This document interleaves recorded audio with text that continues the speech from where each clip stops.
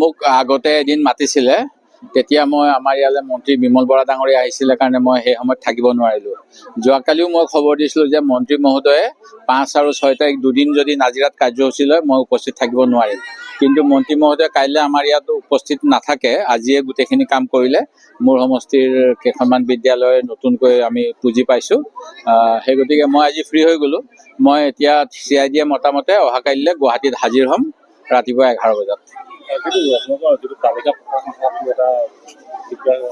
নাই, একো নাই। তালিকা প্ৰকাশ হোৱাৰ পিছতোতো বিজেপি ৰাইজে জুই লগাই আছে। তাতে কি কয়, ডিব্ৰুগড়ত বোলে চাহ জনজাতিবিলাকে কৈ আছে তেলিক কেলে খেদিলে, তেলিক কেলে খেদিলে। আমাৰ যাতে তেনেকুৱা নহয়, আমি অলপ ভাবি চিন্তি কৰিম। মই ভাবোঁ এই সপ্তাহতে হৈ যাব।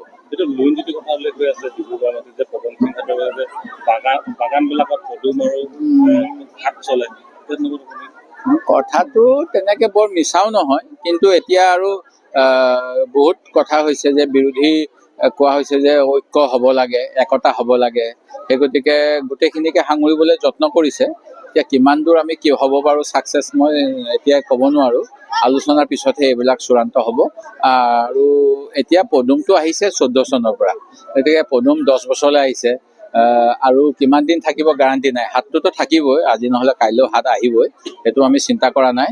সেইকাৰণে মোদী ডাঙৰীয়াই 14 চনত কৈছিল প্ৰধানমন্ত্ৰীৰ প্ৰথম ভাষণটো শুনিব, যিটো আগষ্টৰ 15 তাৰিখে ৰাতিপুৱা 2014 চনৰ 15 আগষ্টত কৈছিলে যে 70 বছৰত আগৰ প্ৰধানমন্ত্ৰীবিলাকে, আগৰ চৰকাৰবিলাকে বহুত কাম কৰিলে, আমি সেইখিনিৰ পৰা আৰু আগুৱাই যাম। এতিয়াহে কয় যে 70 বছৰ একো নাই হোৱা বুলি। সেই গতিকে কথাবিলাক লুটিয়াই বগৰাই থাকে জিভাত হাৰ্ডি নাই কাৰণে, কিন্তু ৰাইজে চব জানে, ৰাইজে দেখি আছে। সেই গতিকে ইমান আমি চিন্তা কৰা নাই। পদুম ফুলটো আহিছে, আকৌ পদুম ফুলো আঁতৰি যাব পাৰে, একো ডাঙৰ কথা নহয়। নিৰ্বাচনৰ প্ৰাকমুহূৰ্তত আপোনালোকৰ যে CID চমন আহিছে, তো এই ক্ষেত্ৰত ৰাইজৰ মাজত নাই, এইটো অলপমান তিলটোকে তাল কৰিছে তেওঁলোকেও। মই একো দেশদ্ৰোহী কাম কৰা নাই। মইতো ভবা নাই যে মই ৰাজহুৱা সম্পত্তি ধ্বংস কৰিছোঁ। এই ৰাজহুৱা সম্পত্তি ধ্বংস কৰিছোঁ বুলি কিজানি তেওঁলোকে চান্স পালে আমাক নিৰ্বাচনৰ সময়ত আবদ্ধ কৰি থোৱাৰ ব্যৱস্থা কৰিছে। সেই গতিকে এনেকুৱা ধাৰা লগাই দিছে যেন আমি ক'ৰবাত ৰেল বগৰাই দিলোঁ, ক'ৰবাত স্কুল বিল্ডিং জ্বলাই দিলোঁ। এনেকুৱাতো একো কৰা নাই। শান্তিপূৰ্ণ, আমাৰ হাতত লাঠিও নাছিলে, পতাকা এখন আছিলে।